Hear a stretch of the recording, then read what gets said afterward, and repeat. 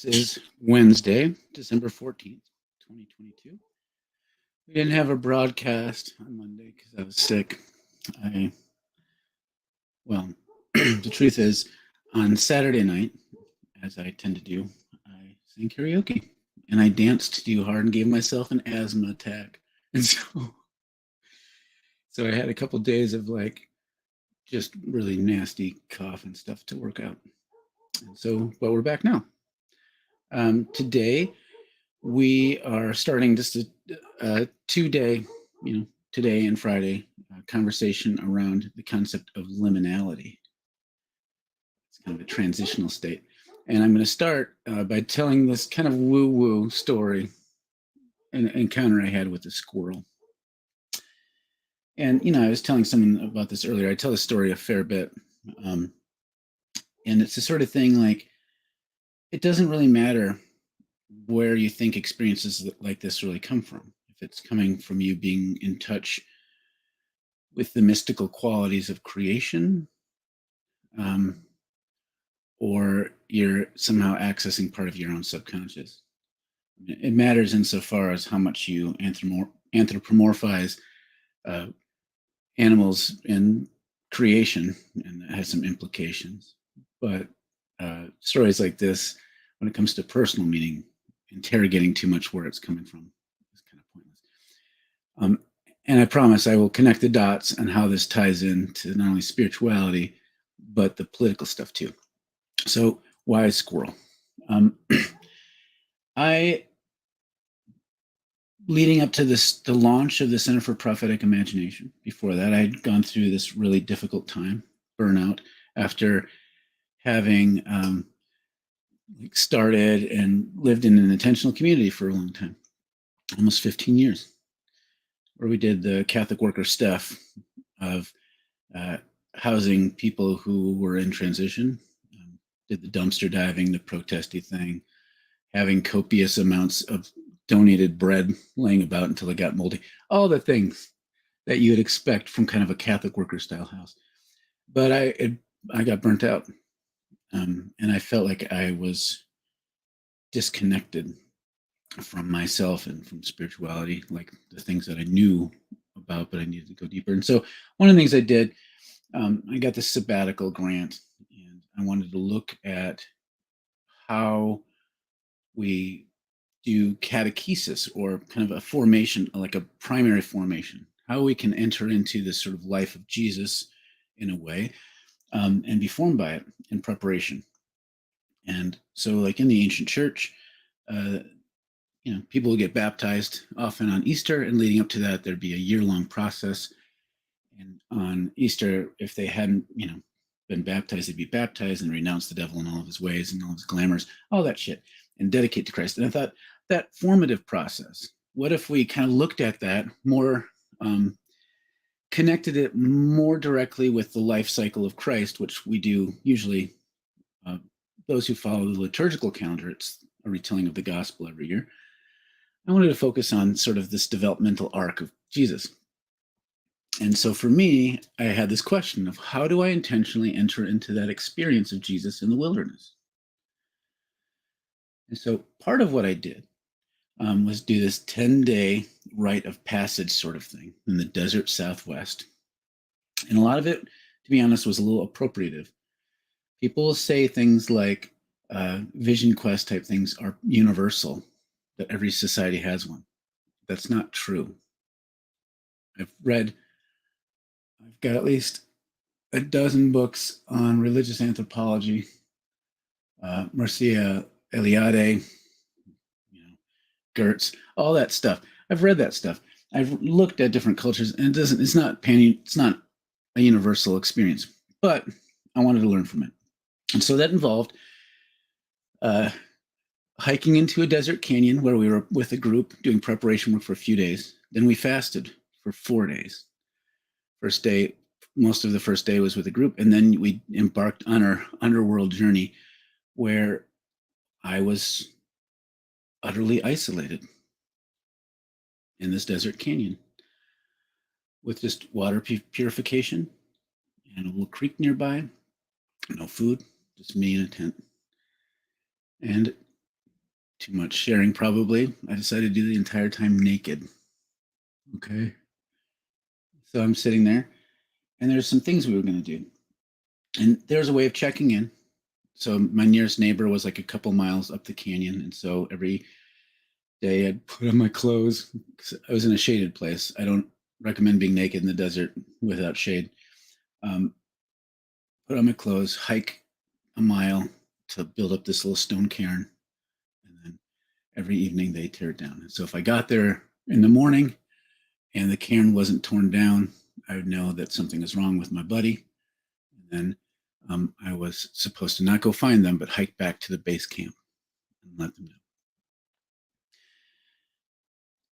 Honestly, my 3+ days of solo fasting was boring as hell. I didn't really have any mystical experiences. Till the last evening, I was doing vigil by a fire. The small fire I was made on a rock. We were encouraged not to build big fires, but keep it small. And I did. And something that people know about me is I have a strong affinity for squirrels, but there aren't lots of squirrels, especially of the tree sort, in a desert canyon in Utah. They have, I think they're called mountain squirrels. They're big, fat squirrels that don't climb trees. They kind of keep to the ground. And as I'm sitting there the final night, a big, fat squirrel waddles up to me within 2 feet by a fire and just looks at me and then walks away. And in that moment, a poem spontaneously sprung to my mind and I wrote it down. This is the poem. I call it Wise Squirrel. I am the wise squirrel who climbs out of the underworld and dances up the trunk of the tree of life. Sitting in the high branches, I sway in the wind as leaves clatter, reflecting the rising red sun. I hear divine rumors on the breeze and carry them down to the underworld, returning with the longings of the dead. I am the apprentice of the moon raven, who teaches me to look sideways at the world, to laugh in moments of sadness and weep in moments of joy, to find the truth through trickery and find the lies amidst the truth. The forest is my home. Tall pine and thick oak, birch, aspen, and spruce, roots drinking deep from the waters of memory. But like the tamarack, I am between two worlds, conifer, yet changing, golden like the sun, silver like the moon.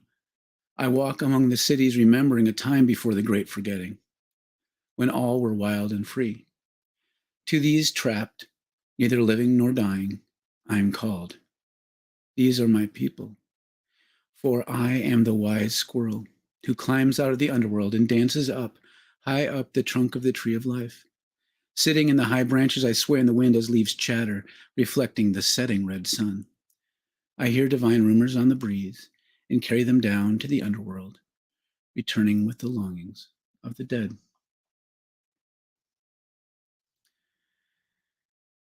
Trippy, there was no mushrooms involved. There was sleep deprivation, lack of food, and a lot of intention. And you can see, the more I read it, the more I realize how hella queer it is and how my subconscious was telling me some things about my vocation, about my way of being in the world.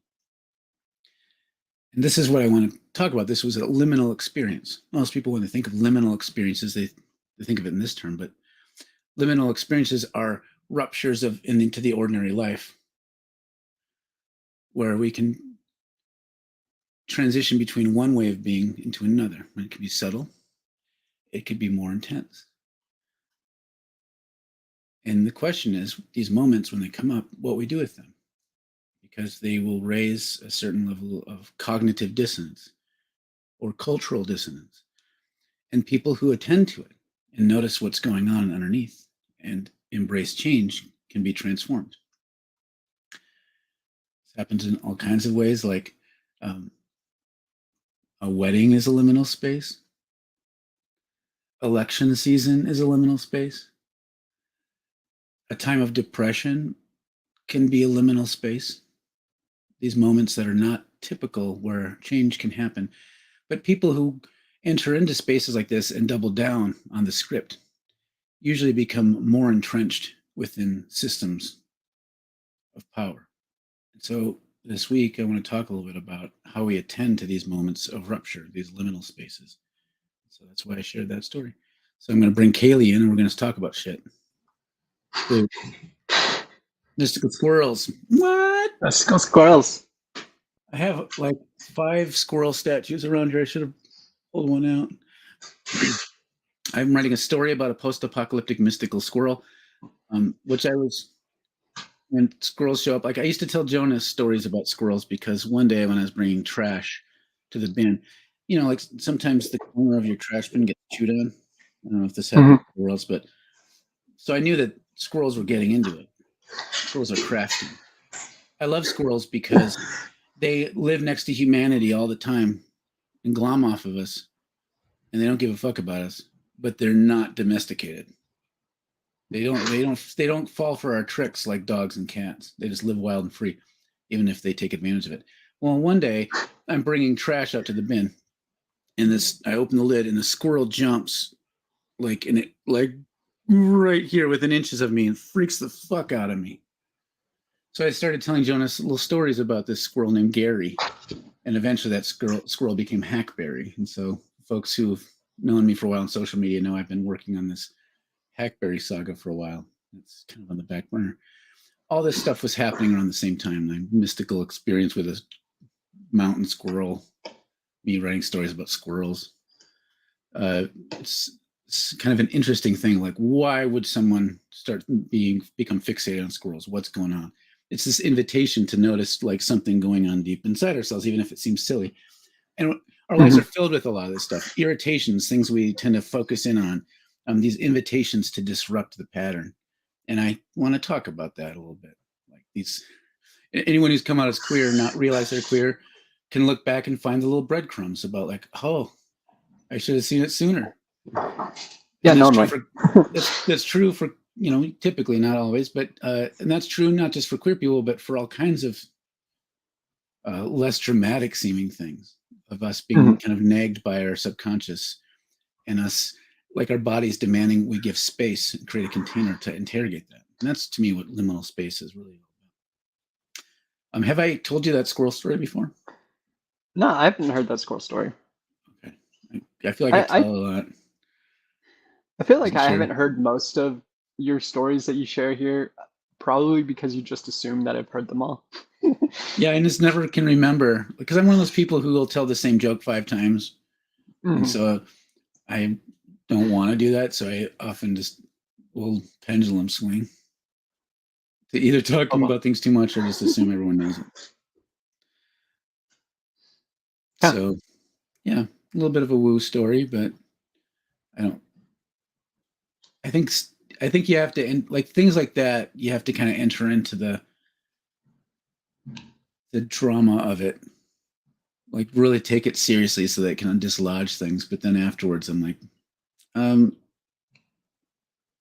was naked in the canyon in a desert canyon for 4 days. For 4 days. In the underworld, talking to a squirrel. Yeah. And writing poetry. So, yeah. Might have been stuff going on. Yeah. It was interesting. Like when people do retreats, like any sort of solo retreat is kind of an intentional, it's usually a way for someone to intentionally activate some sort of liminal experience. And I almost always tell them, like, if something amazing happens, that's great, but it's okay if it's boring and nothing happens.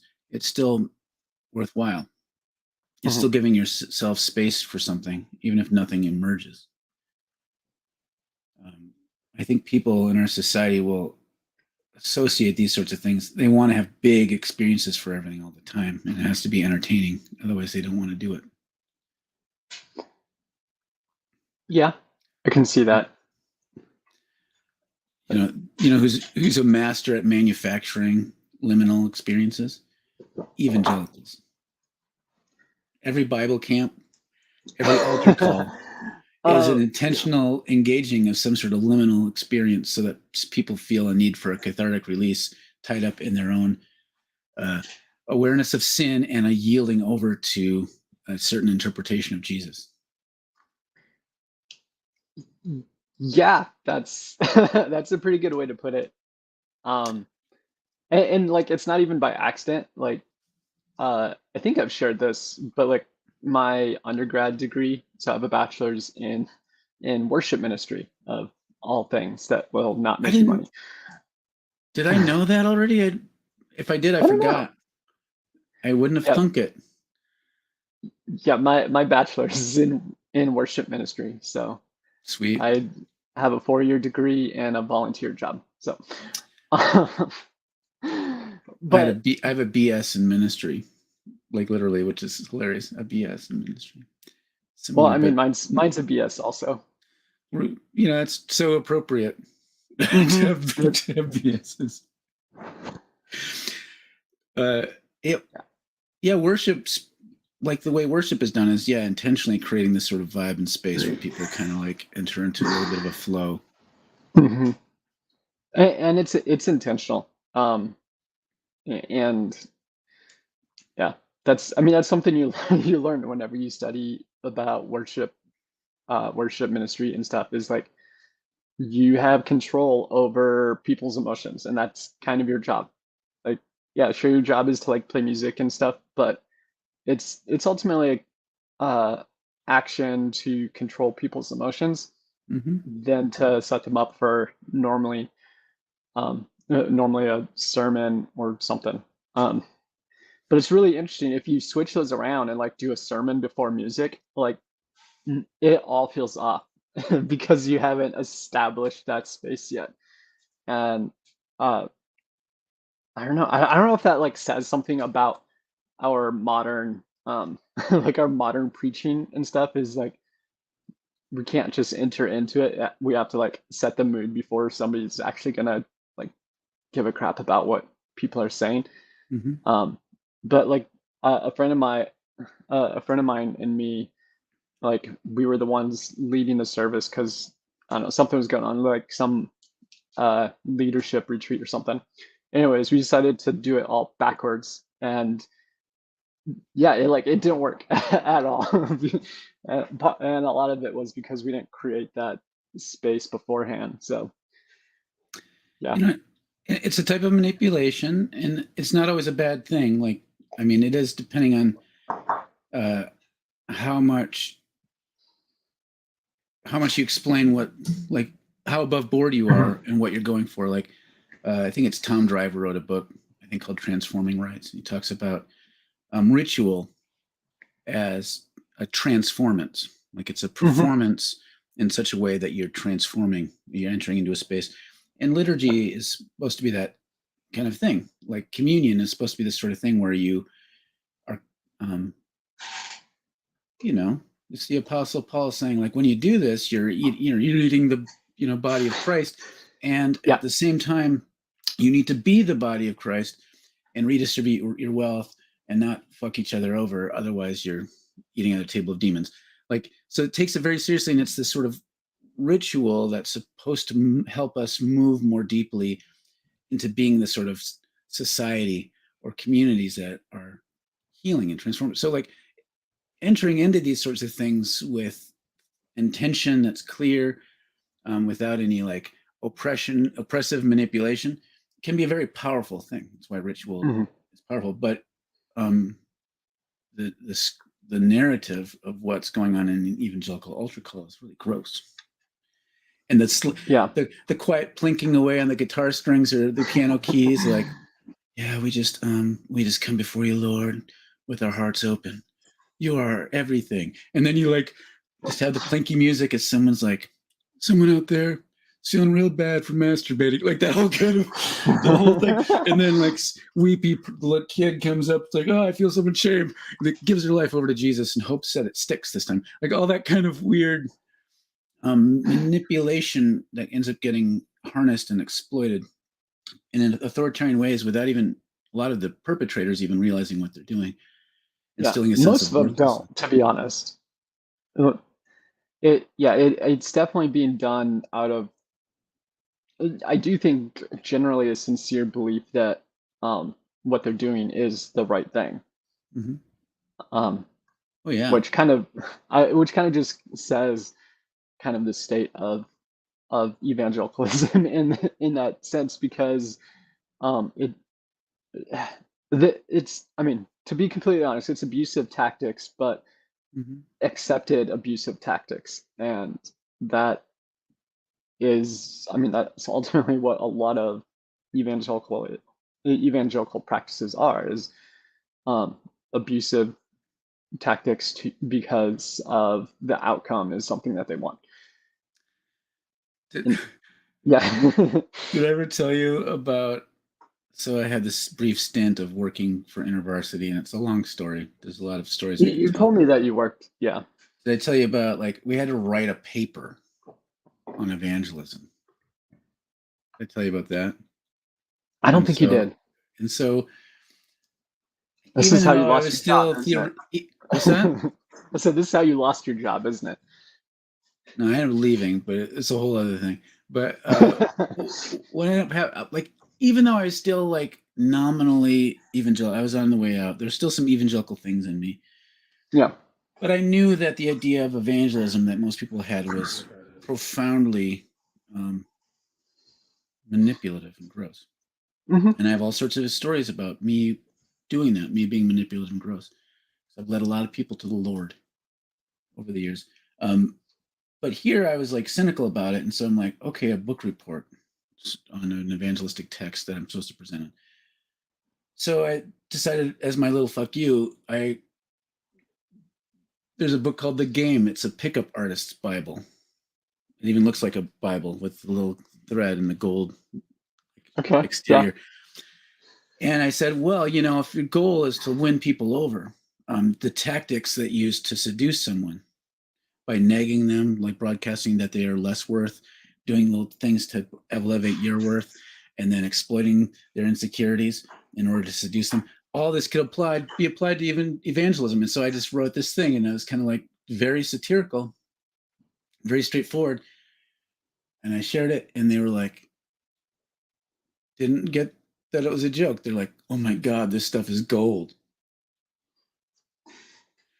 The hard thing is like, I'm aware of all these little rules because I read this book and wrote a report about it. And it's just, I'm Hmm. not the sort of person who seduces people, but I'm aware of when someone is like, when that dynamic is happening in a space, and can see opportunities to manipulate them if I wanted to. This is what even like evangelists train to do. Yeah. They're pickup artists, Yeah. We, but so, that nag around sin and then yeah. elevate their own worth around Jesus Christ, and then become a proxy person. They basically become the wingman for Christ. It's just totally, totally gross. And it's Yeah. to create this disruptive state where someone feels a rupture from the flow and they're presented with a choice. It's Mhm. So gross. in Bible college, same undergrad where I got my worship ministry degree. We had a class called personal evangelism, and yeah, it was ran by the professor um was a pastor at one of the larger churches in the area. Mm-hmm. Um, the complete asshole. He's a fucking douchebag. Anyways, yeah, like half the class was him like talking about his tactics to get people to go to his church, like um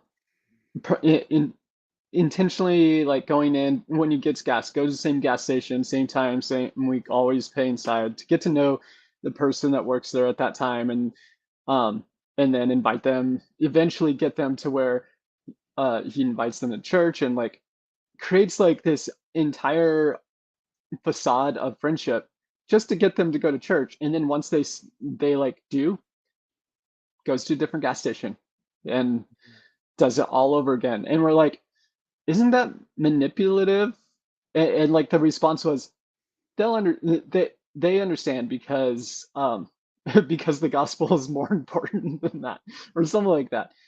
And it's just like, yeah, it's so gross. Like, yeah, Uh, it's gross. uh, good stuff. I think, one of the things I want to talk about, and on Friday, I don't want to talk about a figure as much as I want to talk a little bit more. Maybe I'll bring in some stories, but I want to talk more about the dynamics of what's going on inside of us when we're feeling a disruption, and how we give space to it. But this thing is like, how do I put this? I think most people are kind of locked into a social script where they perform their role, but we're more than our role.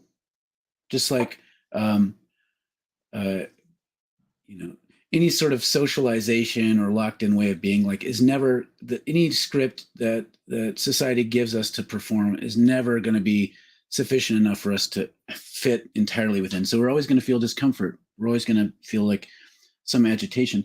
And the thing is, if we're not attending to our own stuff, and then we're not doing analysis and doing our own work, it just leaves us open and susceptible for anyone like a Donald Trump, like an evangelical pastor, to come and be able to manipulate that discomfort and give us some sort of narrative that helps make an account for the feeling better than the regular social script.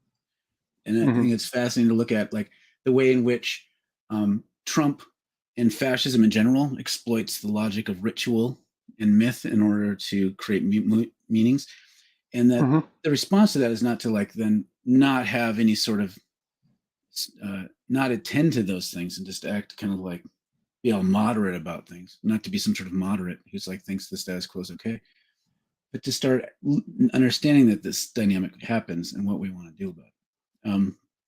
So it'll be fun to talk about that more in a socio-political way. Yeah. Friday. But I want to do the commercials now for our things. Commercial time. Commercial time. Boom. So we're raising $20,000. Like, here, I'll just do this one first. We need to raise about $20,000 by the end of the year. It's a big goal for us. And we're also trying to get 25 new members, people to commit to donating monthly. And basically, if you give $10 a month or more, you get to vote on things like board members and our budget and have a say in who we are as an organization. That's how our bylaws are written. But also, you get to participate in the work we're doing. And so right now we're at, almost to $13,000 out of 20,000. So we have like, a couple of weeks to raise $7,000 more, and we need your help. If you're watching this, please help in any amount that you can. Monthly is better than one time because it helps us plan better. But whatever you can do, we welcome. Every little bit counts. And tell your friends all about us. A couple other commercials. We have our spiritual direction training program. It's a 2-year program. It's entirely online. And we're taking applications. We're wrapping up our first cohort, and we're launching a new cohort in fall 2023. Applications are open now.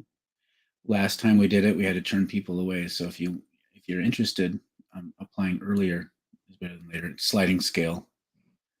So hopefully it's accessible to everyone. And if it's not accessible to you and you want to participate, just reach out, because we take that seriously. And then finally, this fits more directly with the theme, the Holy Fool. I'm teaching a January class on Thursday nights in January on the Holy Fool tradition.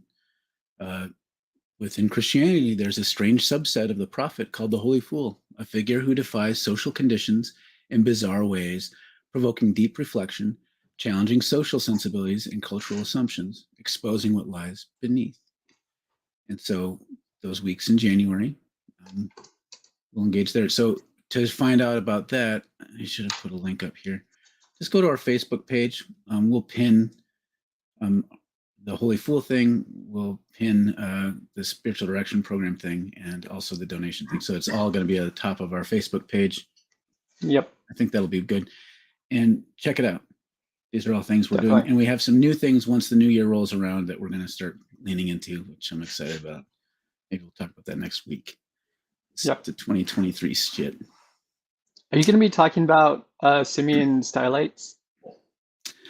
I'm not sure yet. I mean, in passing, I don't know how much I'll focus, but like I did a report on him. It is super interesting Yeah, dude. you should send me the report if you got it. I mean, it Don't make me was lazy. yeah, that was like 15 years ago. Oh, so it might not be your best work.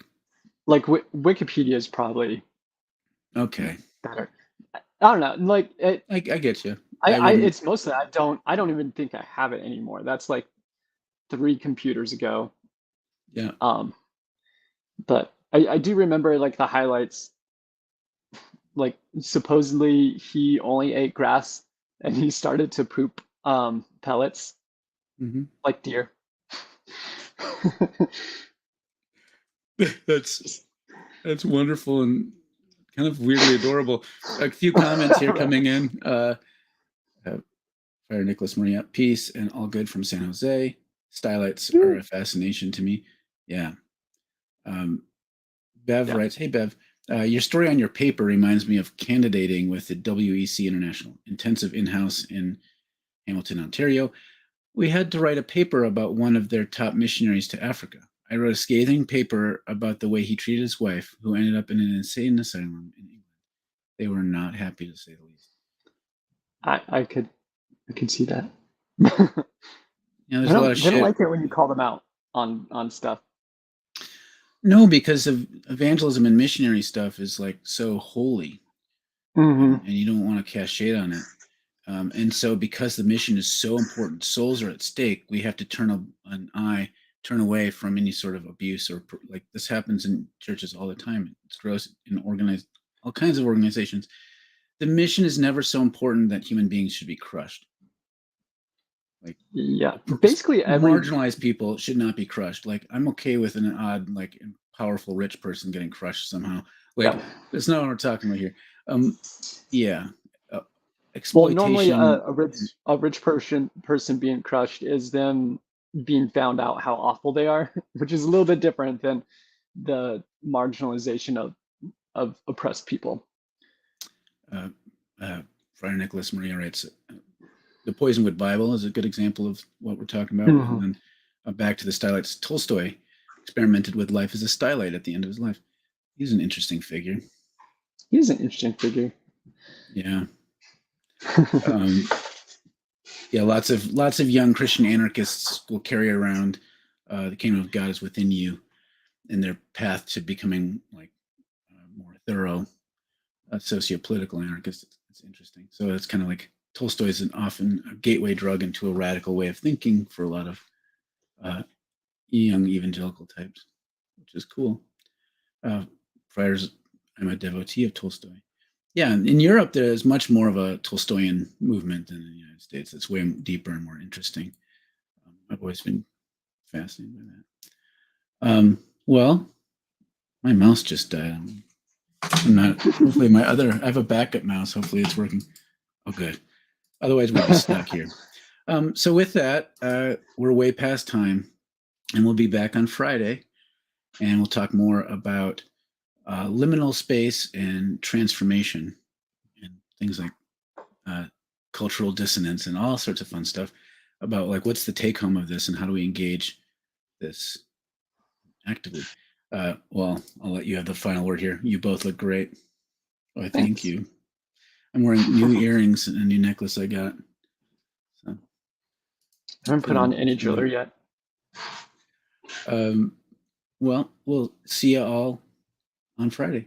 On Friday, And yeah. then we have next week's our final week of broadcast before the Christmas break. It is, yeah. Now my mouse is dead again. Oh dang. Oh no. So The we're other stuck mouse on died. Oh no, live. there it is. Okay, good. Okay. It's now live. Okay. We're gonna head out before my mouse dies again, and we're stuck here forever and ever. Bye, everybody. Bye.